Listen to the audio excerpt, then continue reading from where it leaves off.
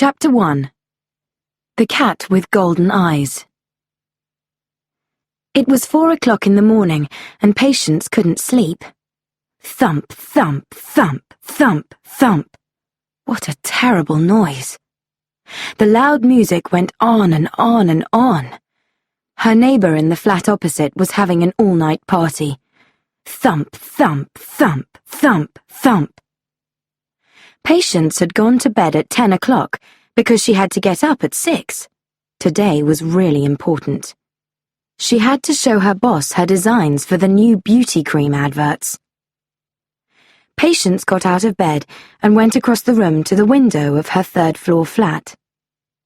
She looked out and saw her neighbour and his friends. They were dancing and laughing and having lots of fun and making lots of noise. I don't want to be difficult, but I need to sleep, she thought as she opened the window. Hello, she called. Excuse me, could you please? But she didn't finish her question because no one could hear her. Just then she heard a meow. She looked down. There, sitting on the seat of her neighbour's motorbike, was the largest cat that Patience had ever seen. It was grey and black, with huge golden eyes. The cat was watching her. Hi, cat, Patience called. Some people are having a good time, aren't they? But I'm having a very bad time, she thought. She shut the window and went back to bed. Thump, thump, thump, thump, thump. The music continued, and Patience still couldn't sleep. Finally, she got up and began to paint. Patience loved painting. She worked as a designer, but she really wanted to be an artist. She used lots of colours on the paper, reds, blues, yellows, purples. She started to feel better. Suddenly, the music stopped. The party was over. At last, Patience thought. Then she heard an unhappy meow from outside the window. She opened the window and looked up.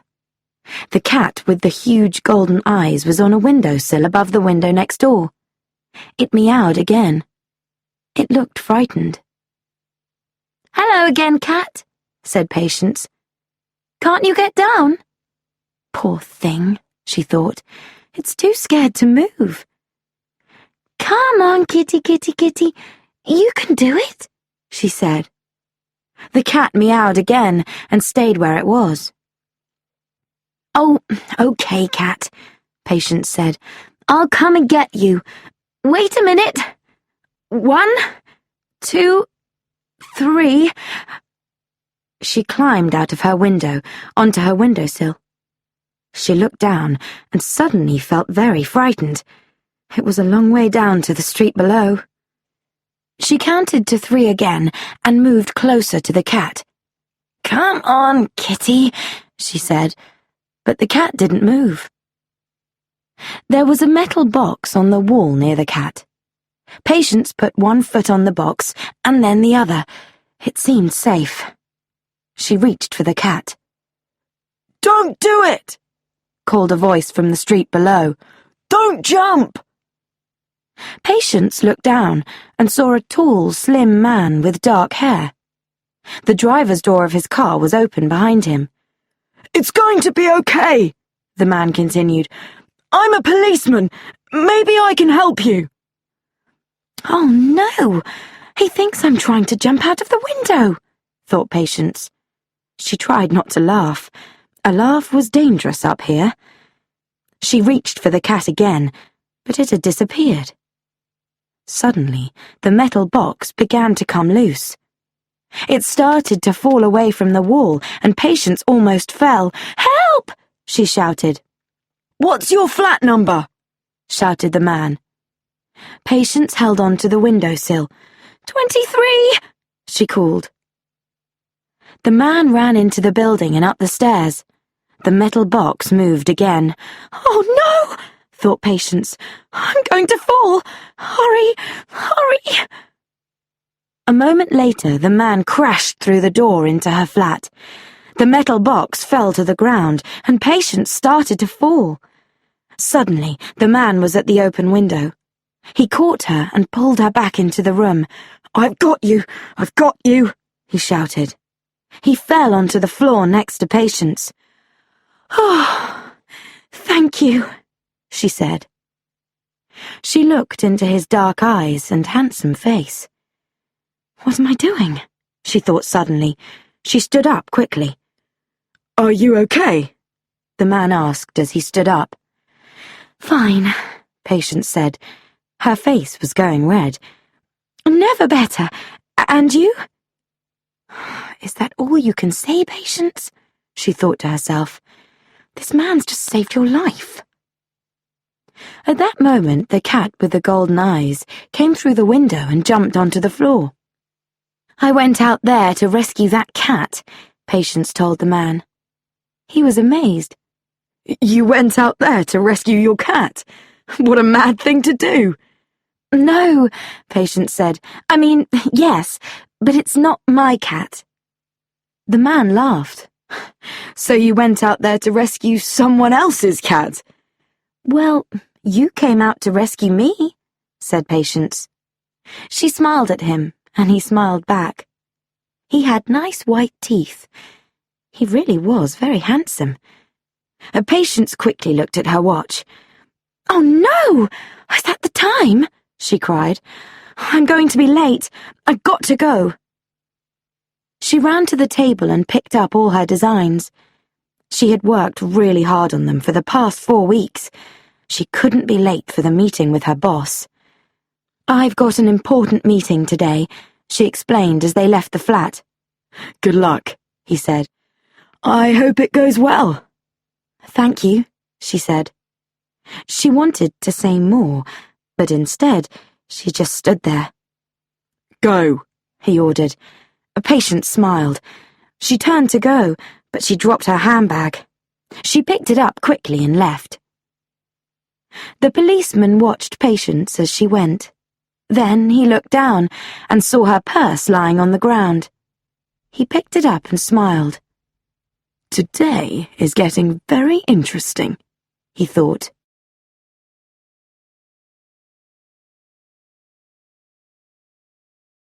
Chapter 2. A Surprise Visitor. Patience worked for Hedare Beauty, one of the biggest beauty product companies in the United States. She hurried into the office building. There were large photos everywhere of Laurel Hedare, the beautiful blonde wife of the head of the company, George Hedare. Patience crashed into someone. "Oh, sorry," she said. Then she crashed into someone else. "Oh no," she thought. "Things are not going well today." George Hedare was a very important man. He had built Hedare Beauty from a very small company into a huge world corporation. He was having a meeting with the other directors of the company. On a screen behind him were 2 large photos of the same woman. In one photo, the woman looked ugly and old. In the other photo, she looked very beautiful and 20 years younger. George Hedare pointed at the photos. "Women want to look beautiful," he said. "They want to look younger. That's good news for us, because they will pay us lots of money for our beauty products." He laughed. Everyone in the room laughed with him, except his wife. "In 1 week," he continued, "we will give them a new product, Bioline. It's the most exciting beauty product since soap. It doesn't just hide the lines on a woman's face. It really makes her skin young again." Everyone clapped. "And we're going to have a new face for our new product, aren't we, Laurel?" Hedare looked at his wife. Laurel stood up. "Yes," she said. "My husband and I have decided that after 15 years, it's time for a new face for Hedare. A younger face." She sat down.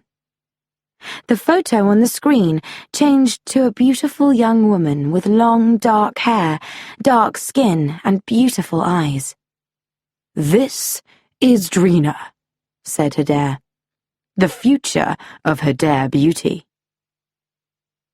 Patience stood in front of Hader's door with her designs.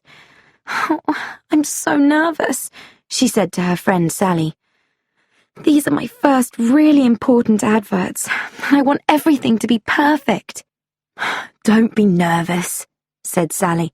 "You're such a good artist, and your designs are wonderful. Good luck." "I'm going to need it," thought Patience as she walked into Hader's office. Hader was sitting at his desk. Laurel was standing by the window. Hi, Mr. Hader," said Patience as she put her designs on his desk. "Sit down," said Hader. Patience sat down. Hader looked quickly at her work. "I don't like these designs at all," he said. "I told you clearly what I wanted. Why haven't you done them that way? Look at this red, for example. It's completely wrong. I wanted something darker." But you said," Patience began, and then stopped. Perhaps it wasn't a good idea to say anything. "I know what I said," shouted Hader. "Your clothes are terrible, and your hair is terrible. It's no surprise that your designs are terrible too." "I'm sorry, Mr. Hader," said Patience. "Please give me another chance." Laurel turned around. "Give her more time, George. You know she's a good designer." "Okay," said Hader. "By midnight tonight." Patience got up. She gave Laurel a quick smile as she walked to the door. "That's the second time that someone has rescued me today," she thought. While Patience was working on the designs, Sally was standing behind her. She was putting cream on her face. "This Bioline cream is brilliant, Patience," she said. Patience looked round. "You're using a lot of that cream, Sally," she said. "You can't buy it yet. How did you get it?" Sally didn't answer. She offered the cream to Patience. "No thanks," Patience said. "Well, you don't really need it," said Sally. "Ow!" "What's the matter?" asked Patience. "I've got another headache. It's okay. It'll go away." "There's a man to see you, Patience," said Lance, another Hader designer. Sally looked into the hall. "Wow," she said. "He's really good looking."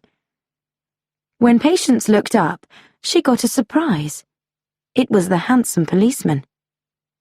"Hello," he said. "Hi," said Patience. "Sally, this is—" She stopped. She realized that she didn't know the man's name. "This is the detective that I told you about this morning." "Tom Lone," said the man. "Nice to meet you," said Sally. "Well, I must go. See you soon." And she left Patience alone with Tom. "How did you know where to find me?" Patience asked him. "You dropped your purse," he said, giving it to her. "Oh, I didn't know. Thank you so much," she said. "I like your work," he said. He pointed to her drawing book, which was open on her table. "Thank you," she said. Her face was hot. "Would you like to have a coffee with me tomorrow?" he asked. "There's an Italian cafe around the corner. Grecio's on 6th Street. Is 1 o'clock okay?" Patience tried to speak, but she couldn't move her mouth. Yes, I'd like that," she said finally. "Great," said Tom. "See you tomorrow, then." As he walked away, Sally arrived. "Wow," said Sally. "Lucky you. But what are you going to wear for your date?" "I know. Why don't you wear those leather clothes that Lance and I gave you for your birthday?" Patience imagined herself in the tight leather trousers and jacket. No way, she thought. That's not my style at all.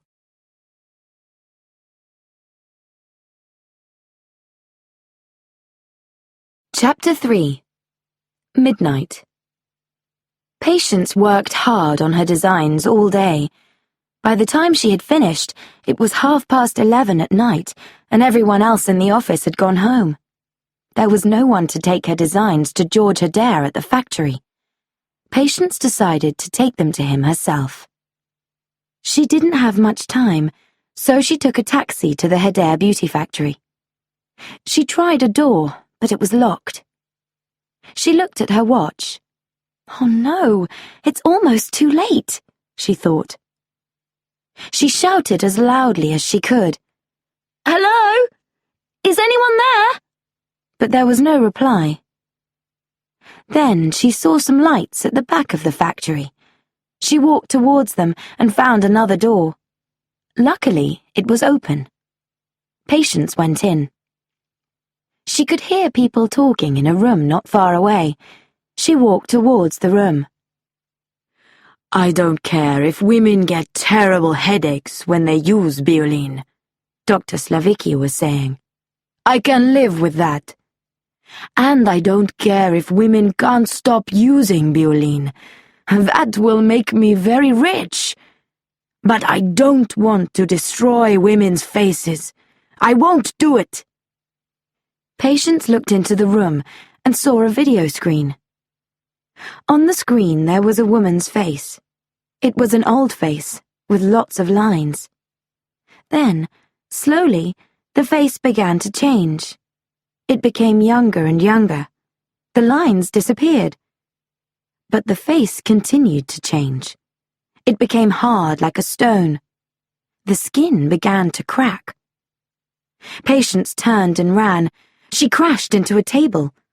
Who's there? Shouted Slavicki. Patience ran as fast as she could. A door opened and two men came out. Their names were Armando and Wesley. Their job was to protect George Adair, and they went everywhere with him. Patience hid behind a big machine. Come out, Wesley called. It's okay. We only want to ask you a few questions. Oh, good. That's okay then, thought Patience. She came out from behind the machine. I'm sorry. I think I'm in the wrong— Bang! A bullet from Wesley's gun hit the machine beside her. Patience dropped her designs and ran. Bullets flew past her as she ran through the factory. She came to a pool of dark water. There were lots of metal bridges over it, but there was no way out to another part of the factory. Patience looked up. Above her were several huge pipes. Maybe she could find a way out up there. She climbed inside one of the pipes and began to move down it on her hands and knees. Then, suddenly, she reached the end. It felt like the edge of the world. Far below her was a fast river, and between her and the river were 200 meters of nothing. Suddenly, she heard a terrible noise. A huge wall of water was coming up behind her. Armando and Wesley had opened the pipes. The water crashed over her, throwing her down, down, down into the river below. Everything went black. Patience's phone was ringing. She woke up. Then she sat up and fell off the cupboard. What's happening? Why was I on top of the cupboard? She thought. Her arms and legs were black and blue, and her dirty clothes were all over the floor. Patience's machine answered the phone. It was Sally. Where are you, Patience? She said. Adair is very angry, and Tom called. He said you didn't meet him at the cafe. I'm worried about you. Please call me. I'm not late for work already, am I? She thought. What time is it? She looked at her clock. 1:50 p.m. It was the afternoon already, and she'd only just woken up. How was that possible? She heard a meow. The cat with golden eyes was sitting there. It was watching her. "It's you again," said Patience. "I think there's something very strange about you." She read the address on the cat's neck. "I'm going to take you home, Cat. Now." A 50-year-old woman opened the door. "Are you Ophelia Powers?" Patience asked. "I rescued your cat, and now it won't leave me alone." The woman looked at Patience. "I think you should come in," she said. Patience went into the living room. There were cats everywhere. Ophelia brought her a cup of tea. "Midnight," said Ophelia. "I'm sorry, what?" "Her name's Midnight. She's an Egyptian Mao. There aren't many cats like her. She can do special things." "You mean that she suddenly appears and frightens people?" asked Patience. "Things like that," said Ophelia. "You seem worried about something. Do you want to talk about it?" "I'm sorry, I can't. I've got to get to work. I'm really late." "Then I think you should come back," Ophelia said. "Come when you want to. I'm always here." "What's wrong with you?" shouted Adair. Patience was sitting at her desk. "I needed those designs at midnight, but they didn't arrive. And now you can't even remember where they are? You can't remember? I've never... Are you even listening to me, Phillips?" "No. You're a lot more interested in all this than I am," replied Patience. She was drawing in her book. Adair quickly took the page from her. It was a funny picture of him. Fire and smoke were coming out of his head. Adair threw the paper on the floor and walked away angrily. Patience was frightened. "What have I done?" she thought. "That wasn't me. That was a different person." "Mr. Adair, wait!" she called. "I'm sorry." Adair turned around. His eyes were cold. "Sorry? Is that all? Sorry isn't enough." Patience suddenly became the other person again. "Let me explain it better," she said. "I'm sorry for every minute of my life that I've worked for you. You're a terrible boss. You only think about yourself and your money." Adair spoke coldly. "Take your things and go," he said. "Leave this company immediately." Patience became herself again. What just happened? She asked herself. "Wait, Mr. Adair!" she shouted. But Adair didn't stop. Sally came up and put her arm around Patience. "Well done," she said. "That was so cool."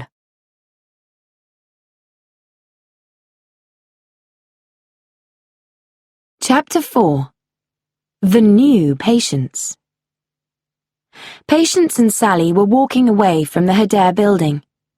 "I don't know how to describe it," Patience said. "I was saying those things to Adair, but I wasn't saying them. Another person was saying them. Do you understand?" "No, I don't," replied Sally. "But it's great that somebody said them." "I wanted to hurt him. What's happening to me, Sal?" asked Patience. As they walked past two noisy dogs, Sally jumped. But Patience turned round and hissed loudly at the dogs. "What was that noise?" asked Sally. "What noise?" Patience replied. They were walking past a jewelry shop. Patience looked in the window and saw a beautiful necklace with diamond claws. "Oh, how pretty," she said. "Oh, I don't feel well," said Sally, and she fell to the ground. Patience sat next to Sally's bed in the hospital. "Do they know what's wrong with you, Sal?" she asked.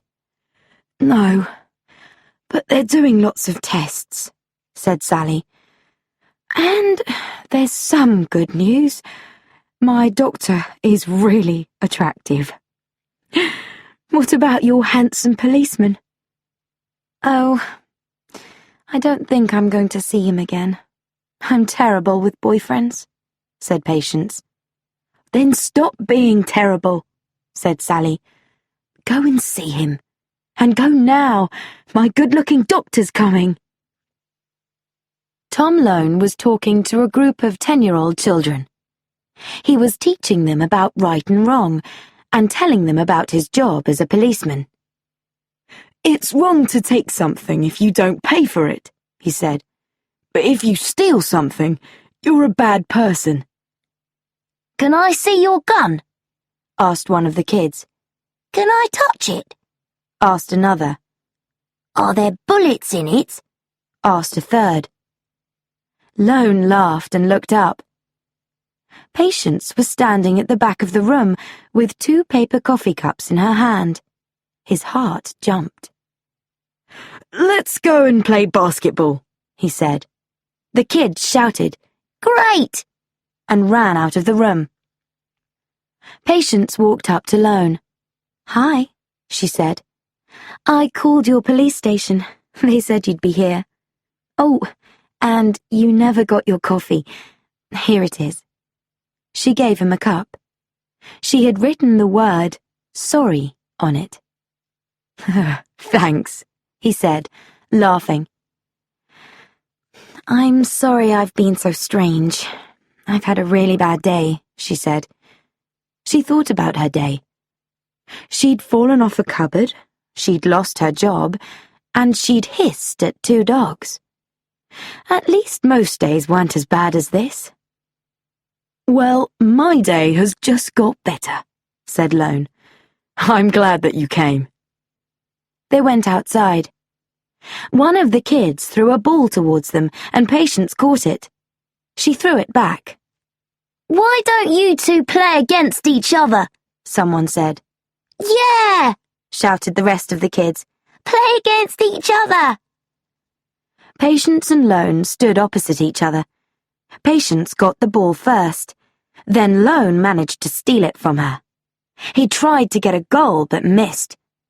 As soon as the ball was free, Patience quickly took it. But when she tried to get a goal, Lone stood tall in front of her.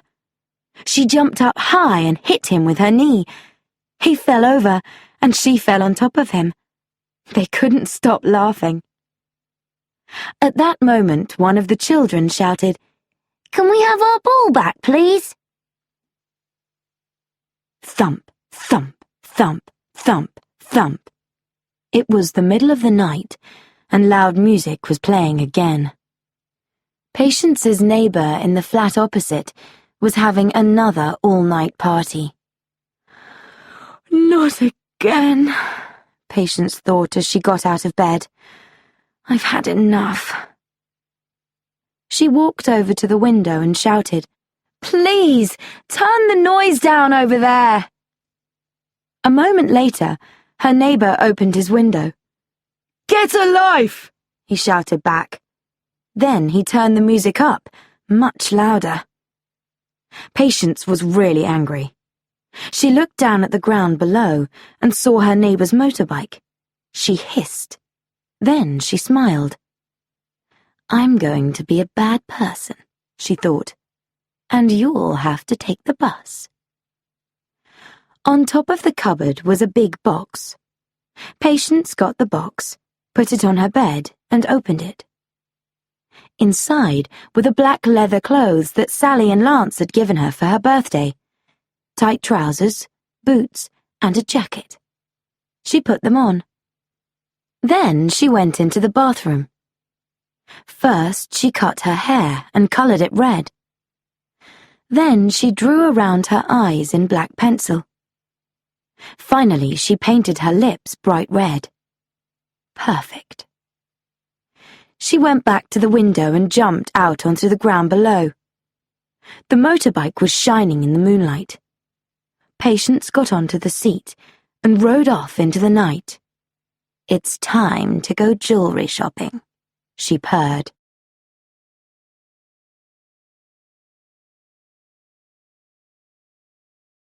Chapter 5. Catwoman. Catwoman drove the motorbike very fast through the streets, with the wind against her face. She was having lots of fun, moving in and out of the traffic.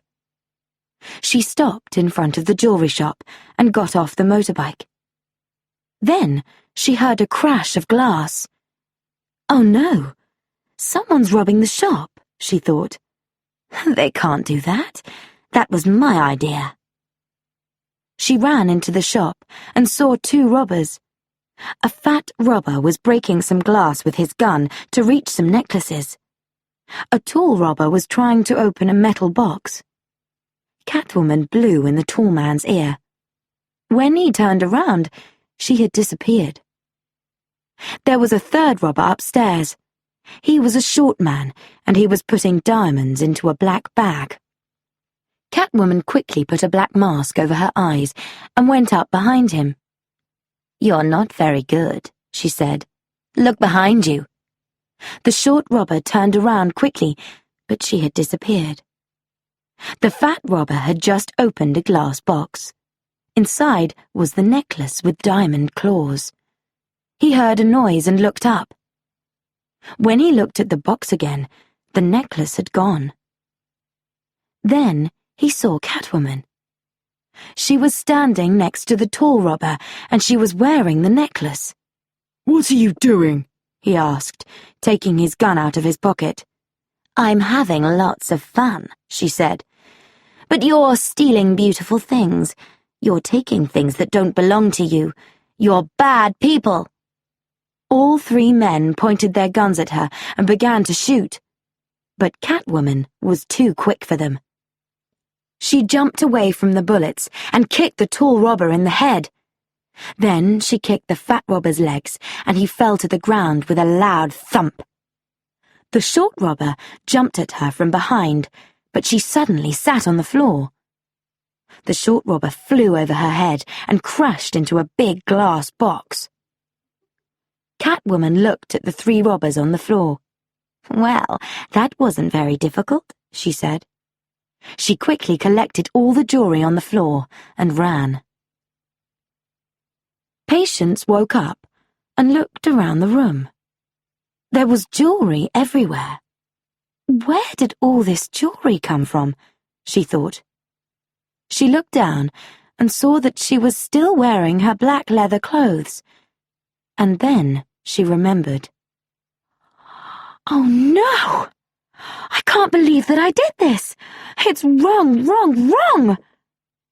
She found a paper bag and put all the jewelry inside, except the necklace with the diamond claws.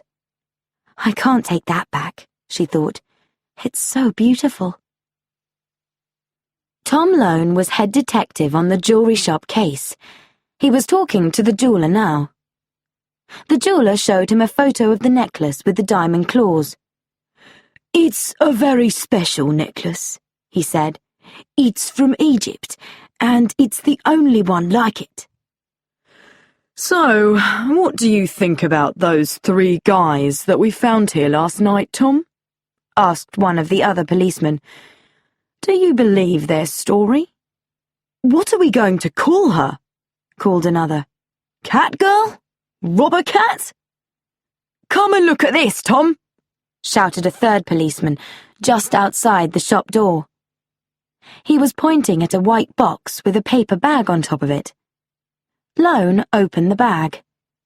Inside was the jewelry, and on the box was the word, "Sorry." Lone carefully opened the box. "Is it something important?" asked the policeman. "Yes," said Lone. "Chocolate cakes." Patience was standing at the front door of Ophelia Powers's house. "Please help me," she said. "I don't understand what's happening to me." "Come in," said Ophelia. She took Patience into the library and showed her a large book. The book was called Bast, and it was written by Ophelia Powers. "You're a writer?" asked Patience. "Yes," said Ophelia. I was a university teacher for 20 years. She opened the book and pointed to an Egyptian work of art. A beautiful golden cat made of stone. "This is the goddess Bast," she said. Midnight jumped onto the table and stood on the picture in the book. "Midnight looks very like the cat in the picture," said Patience. "Yes. Male cats are very special in the Egyptian religion. They carry messages for Bast," said Ophelia. "Bast is the goddess of the moon and the sun. She joins the two sides of all women, good and bad, hard and soft." "But what about me?" asked Patience. "I don't understand how—" Ophelia stopped her. "What happened the other night?" "I can't remember," Patience replied. She moved towards the window. "I'll tell you then," said Ophelia. "You died." "What?" cried Patience. "I didn't die. I'm here, aren't I? You're mad. You're completely mad." She jumped onto the windowsill, ready to attack. "You died," Ophelia said again. "But you were reborn. You were reborn by Bast's message carrier, the Mao. Midnight saved you." Patience began to remember. The terrible noise, the mountain of water crashing over her, falling down, down, down into the river, and then a cat with golden eyes, Midnight, giving her life. She got down from the windowsill. "You're not alone," Ophelia said. "Mao cats have saved lots of others too." She showed Patience pictures of catwomen from many different countries. Some of the pictures were only a few years old, others were from many centuries ago. Then she gave her a cat mask. "So, what should I do?" asked Patience. "If I'm not Patience now, But you are Patience," Ophelia explained. "You're a catwoman. You can see and hear and move much better than you did before. You can do all the things that a cat can do. And, at the same time, you're still Patience. You're both. Accept who you are, and you can be free." Patience took all the claws off the necklace and put them on the fingers of her leather gloves. Then she used the claws to cut her leather jacket, her trousers, and her boots. As she worked, she began to remember more and more. She remembered running through the factory. She remembered Wesley and Armando chasing her with their guns. She put on her new cat mask and the clothes that she had designed. Then she looked down at her work table and saw a picture of George Adair. She remembered that she had nearly died. It was time to get some answers.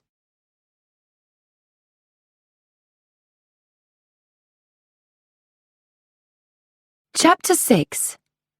A Head for Heights. Catwoman ran and jumped across the rooftops to the Adair factory. She was wearing her leather trousers and her long black gloves with the diamond claws. She wore 2 black belts across her stomach and the cat mask over her face and hair. She saw Armando outside the factory. He was getting into a car. When the car drove away, Catwoman followed, jumping from rooftop to rooftop. The car stopped at a nightclub. Catwoman followed Armando inside. The barman looked at Catwoman in surprise. "What can I do for you?" he asked. "I'd like a vodka and milk, without the vodka. No ice." As she drank the glass of milk, she saw Armando going to the dance floor.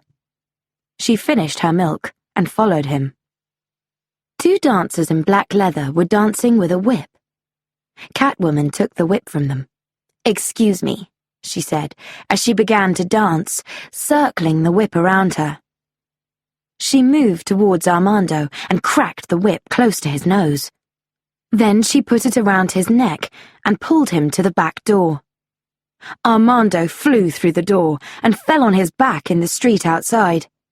Catwoman jumped onto his stomach.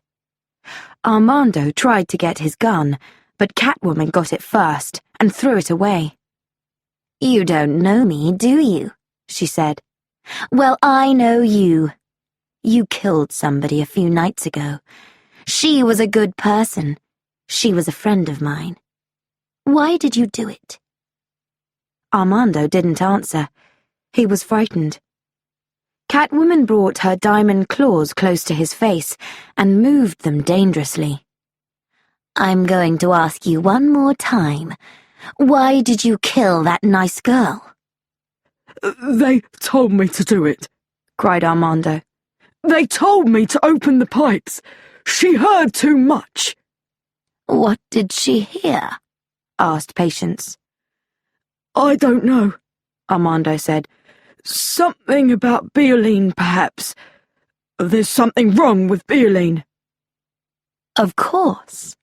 Now I understand," said Patience. "And Hedare isn't telling people?" "That's right," said Armando.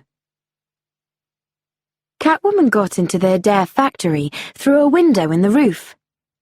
She went quickly to the room where she had heard the conversation about Bioline. When she opened the door, she saw computers on the floor, and papers, broken glass, and plastic everywhere.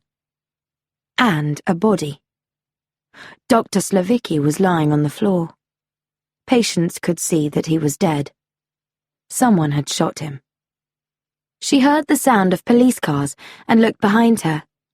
An old man, a cleaner, was standing there. "Please don't kill me too," he said. Patience ran past him through the door and escaped. Sally was watching the news when Patience arrived at the hospital with a bag full of her things. "Wow, Patience, you look amazing," she said. "I love your hair, and those clothes are fantastic. This guy is really good for you." "Thanks," said Patience, smiling. "Are you going to be okay?" "They don't know what the problem is, so I'm going home." "Have you heard the news?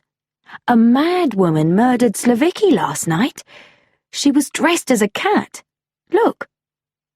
Patience looked at the television and saw a police picture of Catwoman. She looked horrible. "I hope I don't really look like that," she thought. Then George Hedare was speaking. "We are all very sad about Dr. Slavicki's death, but don't worry. Bioline will be in the shops next week. We're going to give women what they want. One mad person isn't going to stop us." Patience was so angry that she had to sit down. Sally opened a small pot of Bioline. "Oh no, it's nearly empty," she said. "When did those headaches start?" asked Patience. "A few months ago." "Then please do something for me. Stop using Bioline. You're lovely as you are." Tom Lone had kept the coffee cup that Patience had given him. It was on his desk. He looked at it now. Then, in surprise, he looked at the box that had had the chocolate cakes in. He picked them both up and looked at them again, more carefully.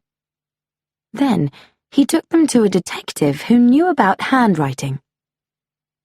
"Did the same person write 'sorry' on the cup and the box?" asked Lone. "Well, some things are almost the same," said the detective, "but there are lots of differences too." He pointed to the coffee cup. "This person is not very confident." He pointed to the box. "But this person is extremely confident. And she's angry. She may even be dangerous.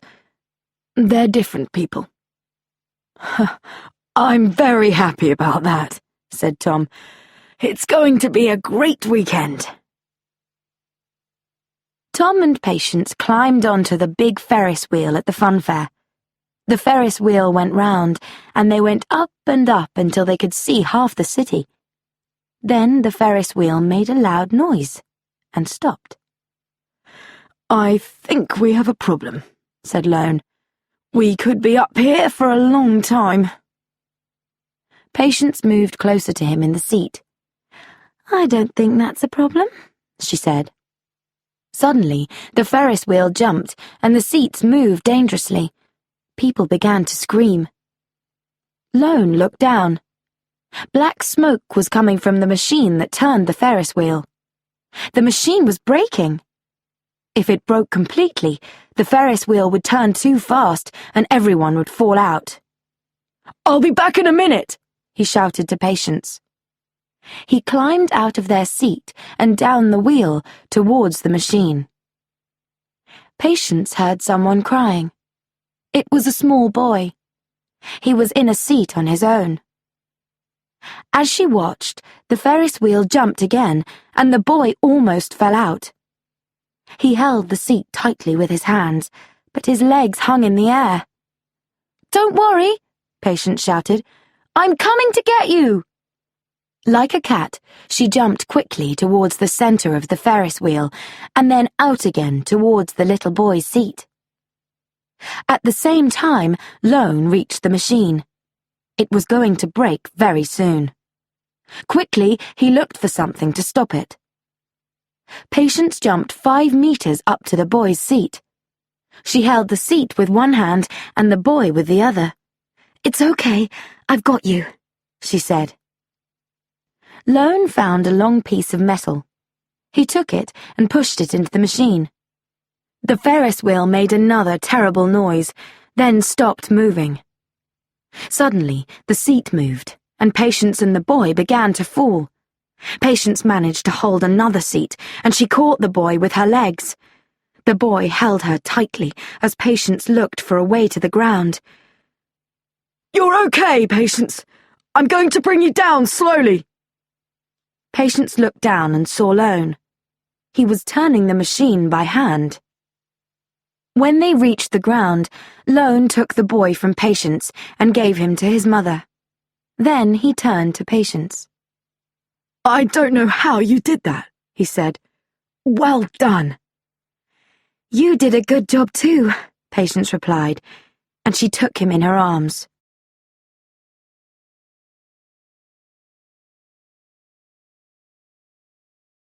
Chapter 7. A Night at the Theatre. "Let's celebrate," said Lone to Patience as they walked away from the funfair. "Would you like to have dinner?" "I'd love to, but I can't. Not tonight," said Patience sadly. She really liked Lone, but she needed to see George Adair tonight. Catwoman looked up and saw the camera on the wall outside Adair's big house. She cracked her whip at it, and it pointed a different way. Then she climbed the wall and jumped across to a first-floor window. She looked in and saw lots of books and papers and a large desk. It was George Adair's home office. With one diamond claw, she cut a circle in the glass, opened the window, and climbed inside. She looked at the computer disks on the desk, but there was nothing about Bioline. Then she walked into the hall. Bang! Catwoman fell down the stairs and lay on the floor. She didn't move. The lights went on, and she could see Laurel Adair with a golf club at the top of the stairs. Laurel walked down the stairs and kicked Catwoman. "You can't rob this house," she said. Catwoman jumped up, took the golf club and threw it across the room. "You're that cat person," said Laurel. "You killed Slavicki. What do you want?" "Where's the man of the house?" asked Catwoman. "My husband. Out. He's always out," Laurel replied. Suddenly, she tried to run up the stairs, but Catwoman jumped on her, and they fell down the stairs again together. When you see your husband, said Catwoman, tell him that I know about Bioline. What about Bioline? Asked Laurel. It makes people ill, said Catwoman, and it can kill them. That's not true, said Laurel. I've been using it for years. Well, someone killed Slavicki. They wanted to stop him talking. Are you saying that my husband is a murderer? Said Laurel, surprised. Tell me where he is. Then I can ask him myself, said Catwoman. Laurel went to a table and picked up an invitation. She gave it to Catwoman. This is where you can find George, Laurel said. If you're right about Bioline, I'll help you. How can I find you? Catwoman thought for a moment and then picked up Laurel's mobile phone from the table. I'll take this, she said. I'm so sorry about everything. I've lived my life for him, said Laurel. Now it's time to live your own life, said Catwoman. There were crowds of people in the theatre when Catwoman arrived. She walked around the building and saw an open window on the second floor. She climbed up to it and got in. She soon found George Hedare watching the show from a private box.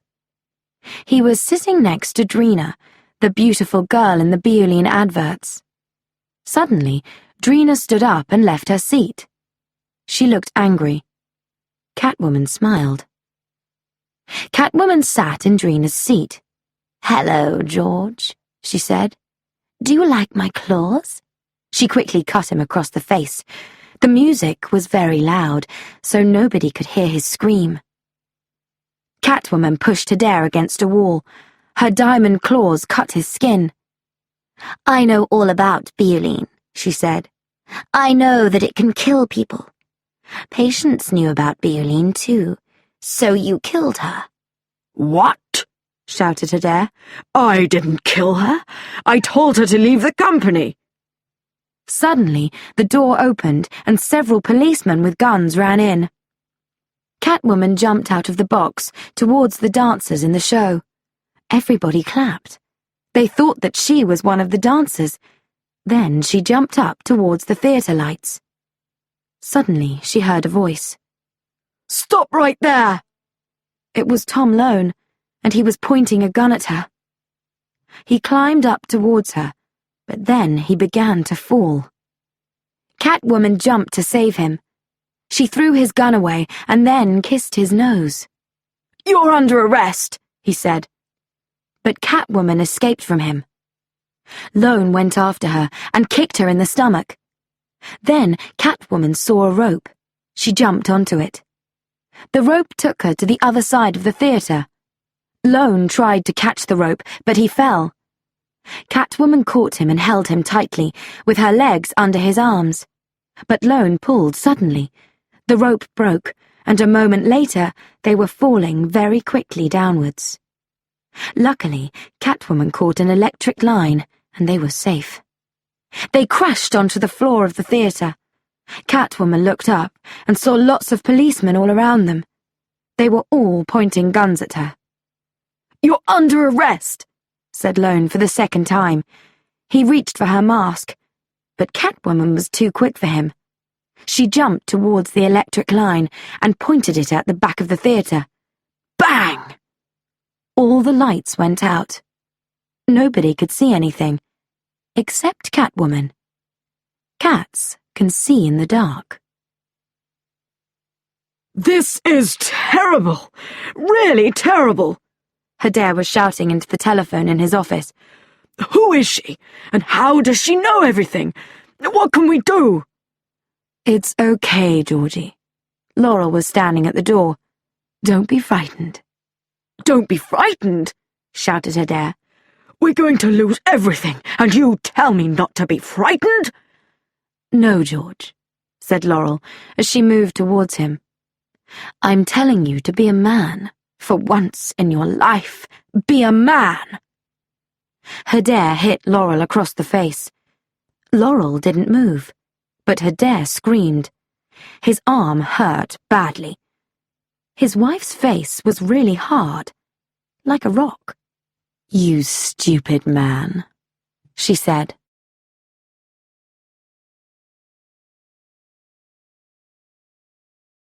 Chapter 8. A Wanted Woman. Patience was looking in the mirror. She was holding a long dress in one hand and a very short one in the other. "Which one should I wear tonight?" she asked Sally. "Wear the long one at church, the short one at the beach. I'm taking you shopping," said Sally. In the end, they found the perfect dress that was neither long nor short. Patience was waiting for Lone in the Japanese restaurant. She was watching the fish swimming in a big fish tank next to the table. Her face was close to the glass. "I'm hungry," she thought. "Pretty," said Lone behind her. "Thank you," said Patience. "Well, you are pretty," said Lone, "but I meant the fish." Patience went red. They sat down at the table and ordered dinner. "Have you heard of Catwoman?" he asked as he poured her a drink. Patience felt cold. "Yeah," she said after a moment. "She carries a whip, doesn't she?" "She kissed me," said Lone. "Really?" said Patience. It was exciting when Lone talked about Catwoman like this. "I think I'm a little jealous," she thought. How strange. "So, what do you think about me and Catwoman?" asked Lone. A waiter arrived and put a huge plate of fish on the table. Patience quickly took a piece of fish and put it in her mouth. "That depends," she said. "Do you like bad girls?" "I'm a policeman," he said. "I put bad people in prison." "Perhaps you don't always know who's good and who's bad," said Patience. "You're different," he told her. "You're special, and I want to know more about you." "Do you really?" she asked. "Yes, I do," he said. Lone looked at Patience. She was asleep on the sofa, and she looked beautiful. He went to the bathroom for a glass of water. As he was walking back across the room, he stepped on something hard. It cut his foot. "Ow!" he said quietly. He didn't want to wake Patience up. What was it? He picked it up to see. It looked like a diamond claw. Lone looked at it for a moment. Then he began to realize the truth. "Oh, no," he thought. The cup and the box with sorry on them. The way that Patience had saved the boy on the Ferris wheel. He was beginning to understand everything. He sat down with his glass of water and tried to think. How could he get proof that Patience and Catwoman were the same person? He looked at the glass. Patience had drunk from the glass last night and left a red lip print on it, and Catwoman had left a red kiss on his nose at the theatre. There was a photo of it at the police station. Patience woke up. Her mobile was ringing. "Hello?" "It's me," said Laurel. "I can't believe it, but you were right. I've got proof. We have to stop George. Bioline will be in the shops by Monday. Can you come to the house immediately?" "Okay," said Patience. "I'll be there as soon as I can." Patience looked around the flat. "Tom?" she called. Where was he? She saw a note on the chair. "Sorry, I've got to go. Tea." That's not very nice, she thought. Oh well, I've got more important things to think about. Catwoman arrived at Adair's house and climbed in through a window on the first floor. "I'm so pleased you came," said Laurel. "What did you find?" asked Catwoman. Enough proof to put someone in prison for a very long time.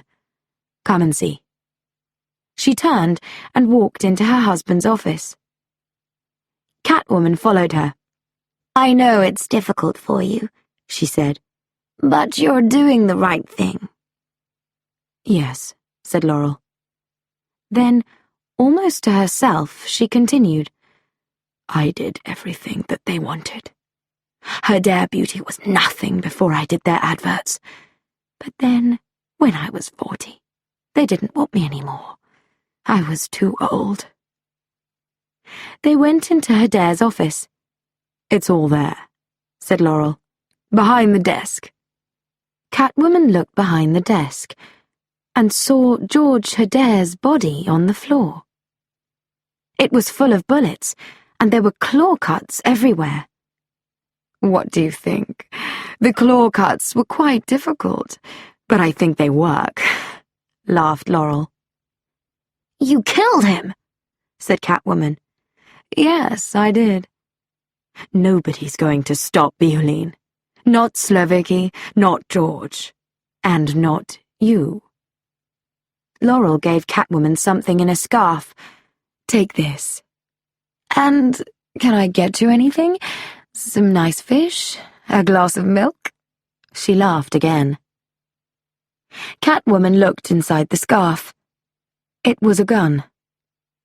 Suddenly, Laurel pressed something on the desk, and an alarm rang out loudly. "Oh no!" she screamed. "George!" Armando ran into the room. "It's the Catwoman! She's got a gun!" shouted Laurel. Catwoman pointed the gun at Laurel. "Sorry, kitty, there aren't any bullets in it," Laurel said. "You used all the bullets when you killed my husband." Catwoman meowed and ran out of the room. The front door opened downstairs, and crowds of policemen entered the house. Catwoman ran into Laurel's bedroom. When she saw the cupboards full of clothes, she had an idea. She took a bag and threw some sports clothes into it. She looked out of the window and saw policemen and police cars everywhere. 2 men were carrying George Hadare's body to one of the vehicles. When the body was inside, the men got into the front seat. As soon as they started to move, Catwoman jumped. She landed on the roof of the vehicle and lay down flat. When they went under a bridge, Catwoman jumped up and held on tightly. Then she climbed down to the road. She took the sports clothes out of the bag and quickly put them on. "Why was I so stupid?" Patience thought. "Why did I believe Laurel?" She walked past some shops. Suddenly, she saw a large screen with the words, "Catwoman kills again." It was the news. "Oh, no," thought Patience. "Catwoman has got to disappear fast."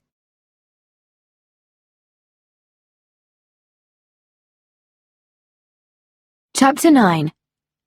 Why Don't You Believe Me? Patience opened the door of her flat. Lone was standing inside, pointing a gun at her. "I'm sorry, Patience," he said. "I've come to arrest you." Patience was at the police station.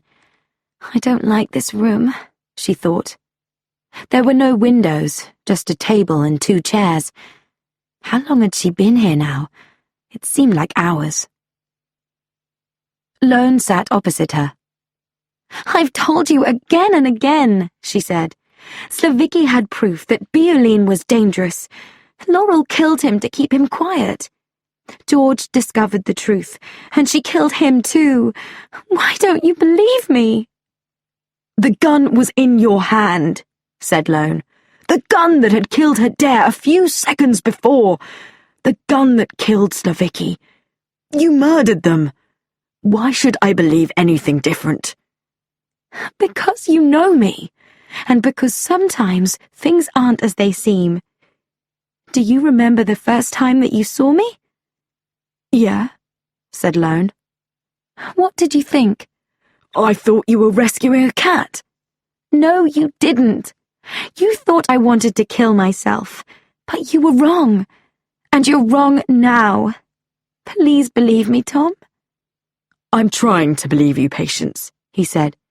But I just can't. I'm sorry. He called to a policeman outside the door. Lock her up again. As she followed the policeman, Patience started to cry. But then she stopped feeling sad and began to feel very angry. Be a good kitty, laughed the policeman as he locked her door. Catwoman hissed at him. At the Hedare office building, Laurel Hedare was talking to a crowd of newspaper reporters. My husband dreamed of a world where every woman could be beautiful, she was saying. I'm going to make that dream come true. Tomorrow, I will give you Bioline. And nothing is going to stop me now, she thought. It's time to turn out the lights, prisoners, shouted the policeman in the hall. The moon was shining through the window into Patience's room. Midnight the cat squeezed through the bars. Hello, Midnight, said Patience. You've given me an idea. She got up and put her arm through the bars. Then she turned her head completely around and put that through too. Finally, she squeezed her body through the bars. Catwoman found a window and looked out. It was a long way down, 10 floors. She saw a car, a Jaguar, coming down the road. She smiled. She jumped out of the window and landed on her 4 legs. The Jaguar stopped suddenly with a loud scream of its wheels. The driver got out. Are you okay? He asked. Never better, thank you, said Catwoman, as she jumped into his car and drove off. Laurel Hedare was giving pots of Bioline to female reporters. After they've started using this, they won't be able to stop, she was thinking. And I'll make lots of money, she smiled to herself. Excuse me, Mrs. Hedare? Lone appeared from nowhere. Have you got a moment? I'd like to ask you a few more questions. Laurel felt cold, but she smiled. Yes, of course, Detective Lone. Please excuse me, everyone. She walked with Lone to her office. I saw Catwoman with a gun and my husband's dead body on the floor, Laurel said. There were claw cuts all over him. But there weren't any claw cuts on Slavicky's body, said Lone. And Catwoman didn't have a reason to kill either Hedare or Slavicky. He remembered Patience's explanation at the police station, and there was something about Laurel Hedare that he didn't like. He decided to test her.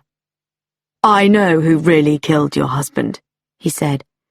I know about Bioline too, and I've got proof. It was you. Me? Well, if you've got proof, why haven't you arrested me? She asked. You're a rich woman. I thought, perhaps, you would pay me for my silence, he replied. She looked at him coolly. How much do you want? She asked. You've just given me the only thing that I want. You've just told me that it was you. Laurel took a gun out of the desk. She pointed it at Lone. Lone tried to take out his gun, but Laurel was too quick for him. Bang! Went her gun. The bullet hit him in the shoulder.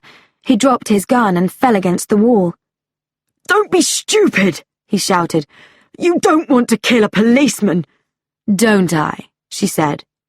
She hit him across the face, and he fell to the floor. Now I'm going to kill you.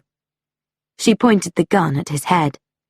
Suddenly, there was a hiss and a whip cracked. The gun flew from Laurel's hand. Catwoman jumped into the room. Did you really think that you'd win? She asked. Well, think again. She helped Lone to get up and walked with him to the door. She didn't see the gun on the floor.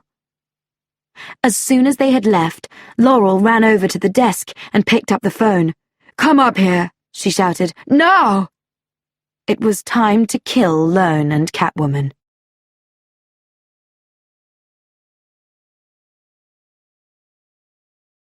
Chapter 10. Like a Stone. Catwoman helped Lone down the stairs.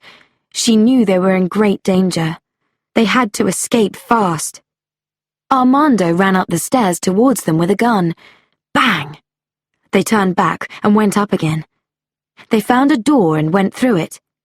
It was a large, dark room. The only light was the light of the moon. There were photographs of Laurel everywhere. Armando ran into the room after them. Laurel and Wesley were with him. Catwoman and Lone hid behind a huge photo. Lone was very weak. He had lost a lot of blood. "Listen," he said. "I'm sorry I didn't believe you." "It's okay," she said. "Stay here. I'll be back when it's safe." She disappeared into the darkness. Catwoman jumped up and sat on top of a wall of photographs. She could look down on Laurel, Armando, and Wesley. She saw them go different ways. She decided to attack Wesley first. She jumped on him and hit his face with her knee. He fell to the ground, then lay still. "One down, 2 to go," she thought. At that moment, Armando found some blood on the floor. He followed the blood to the place behind the huge photo, but Lone wasn't there. Suddenly, Armando heard someone behind him. He turned, and Lone hit him in the face, once, and then again. Armando fell, and everything went black. Catwoman was sitting on top of the wall of photographs again. She was watching Laurel below. When Laurel was exactly under her, Catwoman dropped a large box. It missed Laurel by a few centimeters. Catwoman jumped to the floor.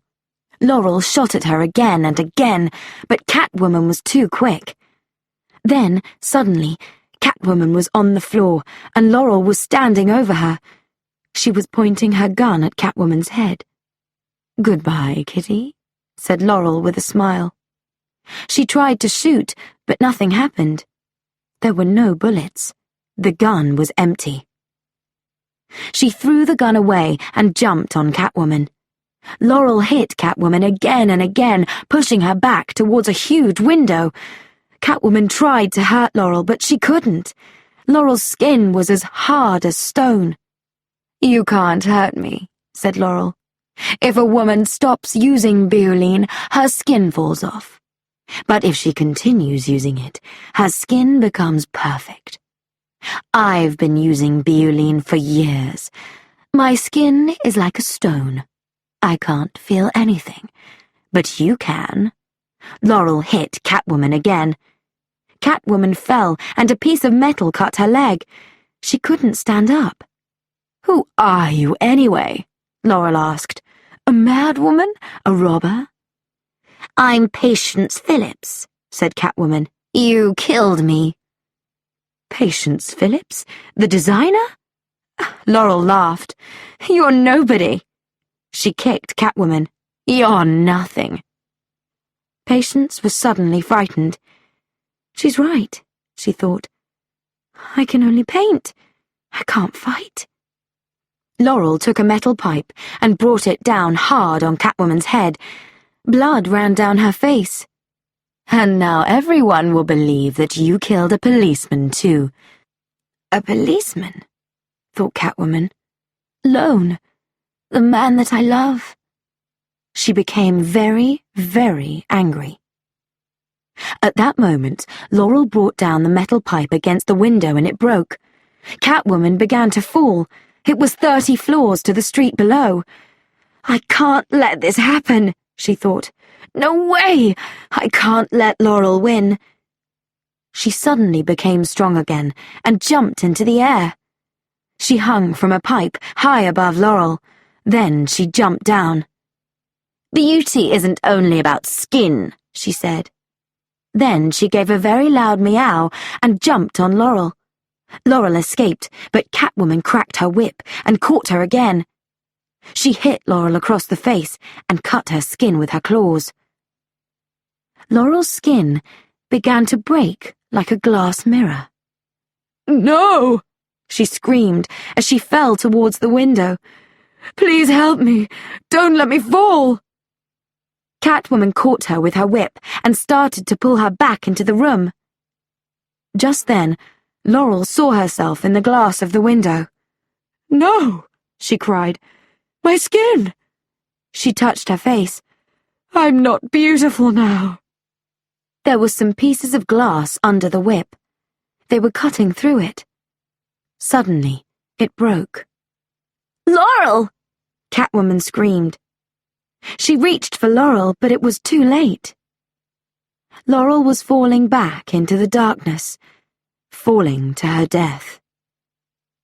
Patience looked down sadly at Laurel's body in the street below. Lone walked up behind her. I saw you, he said. You tried to save her. Are you surprised? She asked. No, he replied. Not at all. Catwoman kissed Lone. It was a kiss that felt like a new start. Then, Catwoman ran off into the darkness. Lone watched her go.